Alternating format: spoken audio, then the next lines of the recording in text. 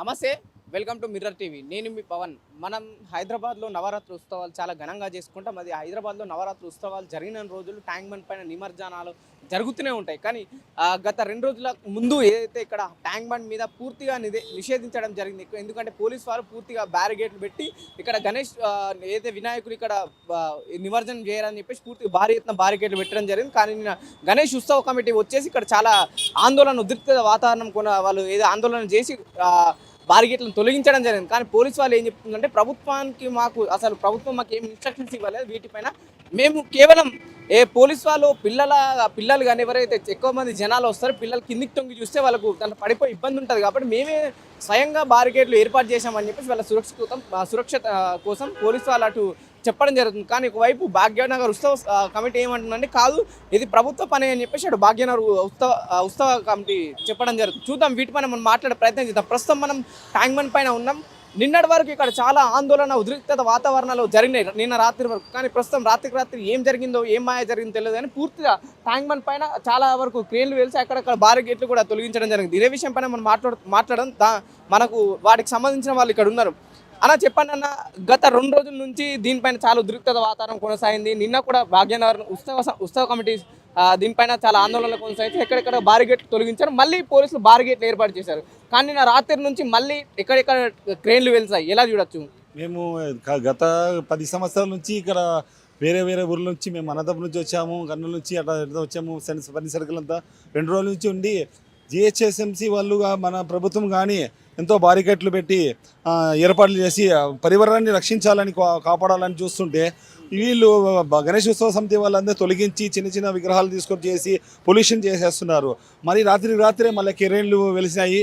అది ప్రభుత్వం యొక్క ప్రభుత్వంతోనూ మన యొక్క వాళ్ళ జిహెచ్ఎంసీ వాళ్ళు కష్టపడి మళ్ళీ క్రేన్లు మెచ్చి యాక్చువల్గా ట్యాంక్ బండ్ అవతల అక్కడ ఉత్సవాలన్నీ నిర్వహించాలి. అక్కడ కాకుండా ఎక్కడంటే అక్కడ అన్నక్రాంతంగా తొలగించడం, వాళ్ళ ఇష్టానుసారంగా దౌర్జన్యంగా చేయడము, ఇది ప్రకృతికి ఇది విరుద్ధంగా చేస్తున్నారు. అలాంటివన్నీ తొలగించడానికి రాత్రి వీళ్ళు వచ్చి ప్రభుత్వం మంచి బార్గెన్ పెట్టేసి మళ్ళీ క్రేన్లు పెట్టడం చాలా సంతోషంగా ఉండి మేము సంతోషంగా చూసి వెళ్తామని చెప్పి ఆశిస్తున్నాను. థ్యాంక్ యూ అన్న. ఒకవైపు నిన్నటి వరకు ఎక్కడెక్కడ బారిగేట్లు పెట్టడం జరిగింది. పోలీసు వారు కూడా భారీ బందోబస్తు ఎక్కడ కూడా నిమజ్జనం కాకుండా బారిగేట్లు పెట్టేసి పోలీసు వాళ్ళు కూడా కాపాలన్నారు. కానీ నిన్న జరిగిన గణేష్ ఉత్సవ కమిటీ వాళ్ళ ఆందోళన కావచ్చు, ఉద్రిక్తత వాతావరణం వాళ్ళ చూసి పోలీసులు అక్కడక్కడ కొన్ని బారిగేట్లు తొలగించి పూర్తి స్థాయిలో ట్యాంక్ బండ్ మొత్తం క్రేన్లు పెట్టేసి మళ్ళీ నిమజ్జనం యథావిధిగా కొనసాగిస్తున్నారు కదా, ఎలా చూడదు? నిజంగా ప్రభుత్వానికి ఒక క్లారిటీ లేదంటారు ఈ విషయంలో? ప్రభుత్వానికి అంటే విమర్శించే స్థాయి వ్యక్తులం కాదు మేము.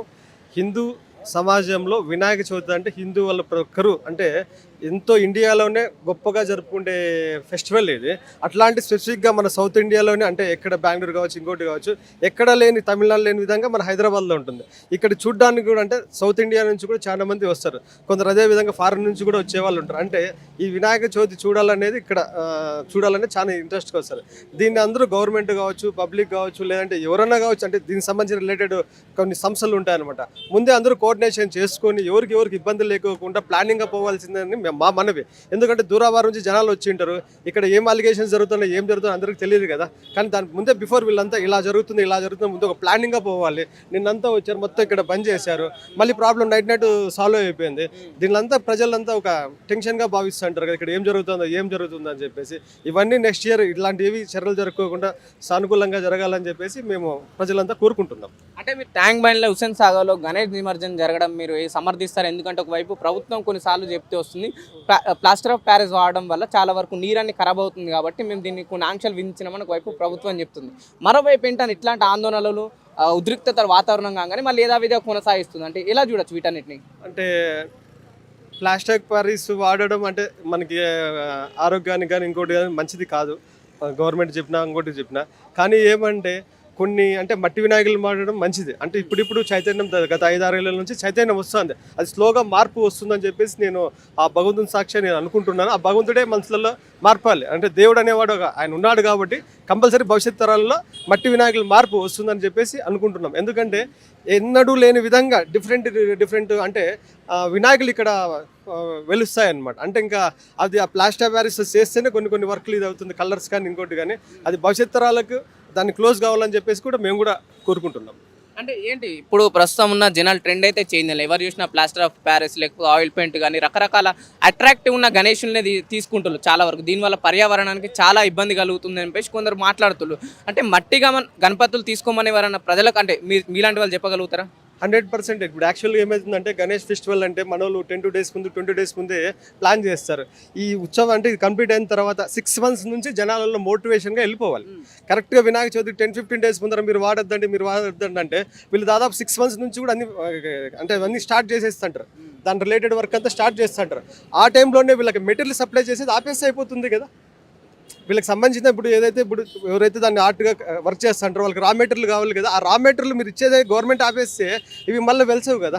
అంటే దీన్ని అన్ని మీరు ఇందాక చెప్పి అందరూ కోఆర్డినేషన్ చేసుకోవాలి. ప్రతి ఒక్కరు చేసుకొని భవిష్యత్ తరాల్లో ఇదంతా ప్రాబ్లం లేకుండా చూసుకోవాలి. మీరు ఎక్కడి నుంచి వచ్చారన్నా?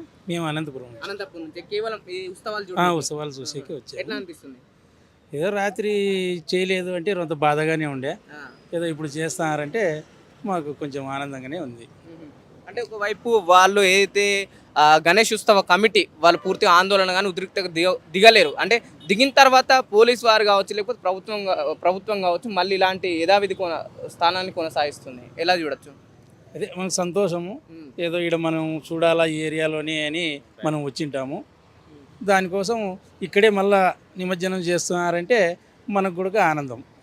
రైట్, ఇది పరిస్థితి. ట్యాంక్ బండ్ పైన కేవలం ఆ సెక్రటేరియట్ సైడ్ కావచ్చు లేకపోతే ఎన్టీఆర్ గార్డెన్ లేకపోతే పీపుల్ ప్లాజా నెక్లెస్ రోడ్లో మాత్రమే వాళ్ళు నిమజ్జనం చేయాలని చెప్పేసి ప్రస్తుతం ప్రభుత్వం వారికి కొన్ని ఆంక్షలు పెట్టి అంటే ఇటు చేయకూడదు. ట్యాంక్ బండ్ పైన కేవలం అటు సెక్రటేరియట్ మన NTR garden people toll plaza దగ్గరనే నిమజ్జనం చేయాలని చెప్పేసి అటు గవర్నమెంట్ చెప్పడం, దానికి గణేష్ ఉత్సవ కమిటీ వారిని నిరాకరించడం, మేము పూర్తి స్థాయిలో ట్యాంక్ బండ్ పైన మొత్తం చుట్టుపక్కల నిమజ్జనం చేస్తామని వాళ్ళు చాలా ఆందోళన వ్యక్తం చేసింది. అందుకే మళ్ళీ ప్రభుత్వం నిన్న రాత్రి యథావిధంగా వాళ్ళ నిమజ్జనాలు కొనసాగిస్తుందని చెప్పేసి మనం ఇక్కడ ప్రజలు చూస్తున్నాం. అన్న చెప్పండి అన్న, ఎట్లా ఉన్నాయి సౌకర్యాలు ట్యాంక్ బండ్ పైన? ఇక్కడ గవర్నమెంట్ మంచి సౌకర్యాలు కల్పించింది మా అందరికీ.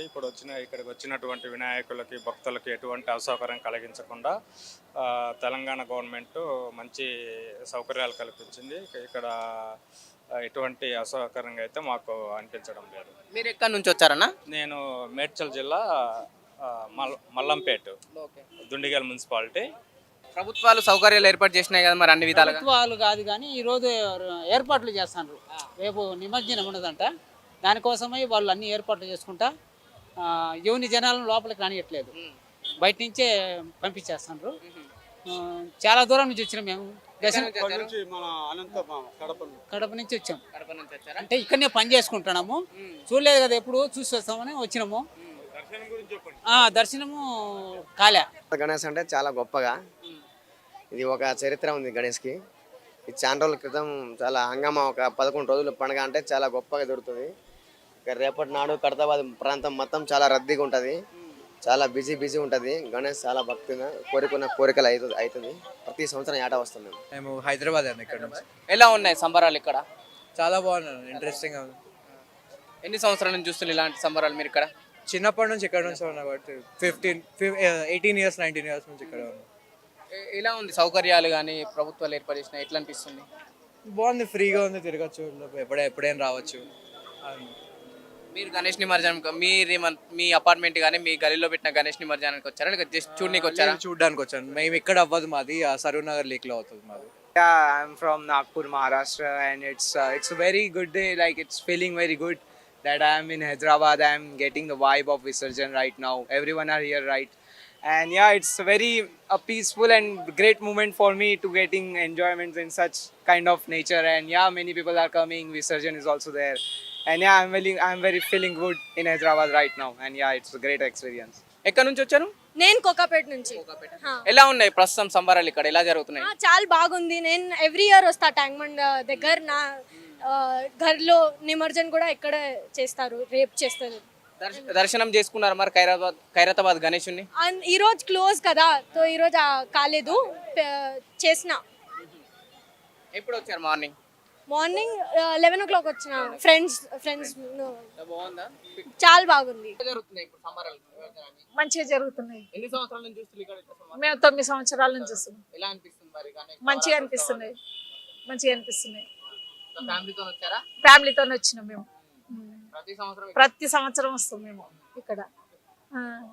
ఎట్లా అంటే ఆ? ప్రతి సంవత్సరం వస్తే సెలబ్రేట్ చేసుకుంటాం. ప్రతి సంవత్సరం ఇక్కడనే వస్తాం.